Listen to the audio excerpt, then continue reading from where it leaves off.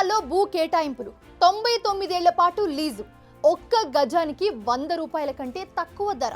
ఇది పార్టీ కార్యాలయం కోసం అధికారంలో ఉన్నప్పుడు బీఆర్ఎస్ తీసుకున్న నిర్ణయం. అధికారం తమదే అనే అహంకారమో నిర్లక్ష్యమో గానీ ఒక్కటంటే ఒక్కటి కూడా పర్మిషన్ తీసుకోలేదు. బిల్డింగ్ మాత్రం కట్టేశారు అక్కడ.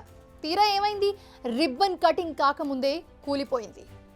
వడ్డించేవాడు మనవాడైతే పంక్తిలో ఎక్కడ కూర్చున్నా ఏం పర్వాలేదంట. ఇది ఇప్పుడు 100% నిజమని ప్రూవ్ చేసింది బీఆర్ఎస్. నల్గొండ నడిబొడ్డున ఉన్న ప్లేస్ అది. ఆ ప్రాంతాన్ని అభివృద్ధి కోసమని లీజుకు తీసుకుని పార్టీ కార్యాలయానికి కేటాయించుకుంది అప్పటి ప్రభుత్వం. ఇప్పుడేమైంది? ప్రారంభోత్సవం తర్వాత కానీ ముందు దాన్ని కూల్చేయండి, కుండబద్దలు కొట్టింది హైకోర్టు.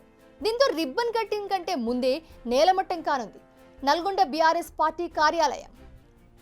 బీఆర్ఎస్ నేతల తీరు ఎలా ఉందంటే ఈ పార్టీ కార్యాలయం నిర్మించడానికి ఒక్క అనుమతి కూడా తీసుకోలేదు. మళ్ళీ తామే అధికారంలోకి వస్తామన్న ధీమాతో ఈ పని చేశారు. నిబంధనలు అతిక్రమించారు. భారీ బిల్డింగ్ను నిర్మించేశారు. అధికారంలోకి రాగానే పార్టీ చీఫ్ కేసీఆర్ చేతుల మీదుగా ఓపెనింగ్ పెట్టుకున్నారు. బట్ వాళ్ళు అనుకున్నది ఒక్కటైతే జరిగింది మరొకటి. నిజానికి ప్రతిపక్షంలో ఉన్నప్పుడే అప్పటి ఎంపీ కోమటిరెడ్డి వెంకటరెడ్డి దీనిపై చాలా ఘాటుగా రియాక్ట్ అయ్యారు. కాంగ్రెస్ అధికారంలోకి రాగానే బీఆర్ఎస్ ఆఫీస్ను కూల్చివేస్తామని, ఆ ప్లేస్లో ప్రభుత్వ కార్యాలయాలు నిర్మిస్తామని ఛాలెంజ్ చేశారు. అనుకున్నట్లుగానే ఆ కార్యాలయాన్ని కూల్చేందుకు ఆదేశాలు కూడా ఇచ్చారు. అయితే దీనిపై న్యాయ పోరాటం చేయాలని డిసైడ్ అయిన బీఆర్ఎస్ హైకోర్టు తలుపు తట్టింది. కానీ అక్కడ కూడా షాక్ తగలడం తప్ప జరిగిందే లేదు.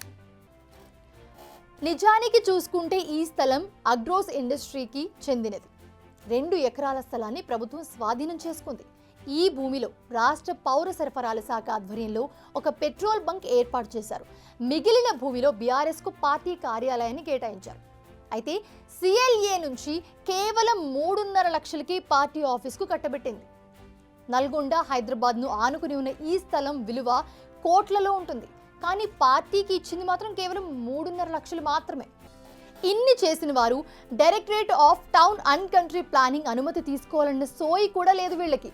మొదట్లోనే విమర్శలు, వ్యతిరేకత వచ్చింది. బట్ పట్టించుకునేవారు ఎవరు?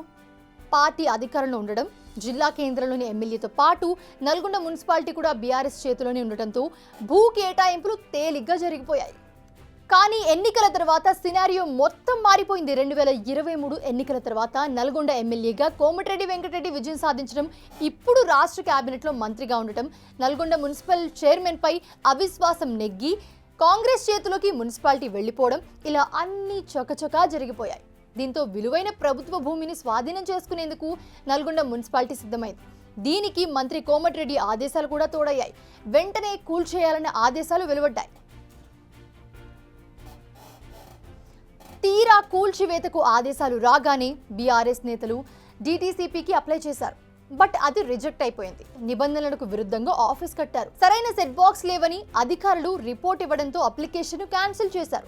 బిల్డింగ్ కూల్చివేయాలని గత నెల 22న నల్గొండ మున్సిపల్ కమిషనర్ జిల్లా డిస్మాంటిల్ ట్రాన్స్ఫోర్స్ కమిటీకి రిపోర్ట్ పంపారు. కమిటీకి ఇచ్చిన 15 రోజుల గడువు పూర్తయిపోవడంతో హైకోర్టులో పిటిషన్ వేశారు. హైకోర్టులో బీఆర్ఎస్ నేతలకు ఊరట దక్కకపోగా మరోసారి తలంటింది హైకోర్టు. ఎవరైనా కార్యాలయం నిర్మించక ముందు పర్మిషన్స్ తీసుకుంటారు. పూర్తిగా నిర్మించిన తర్వాత ఎలా అనుమతిస్తారు? ఇది కోర్టు నేతలకు సూటిగా వేసిన ప్రశ్న.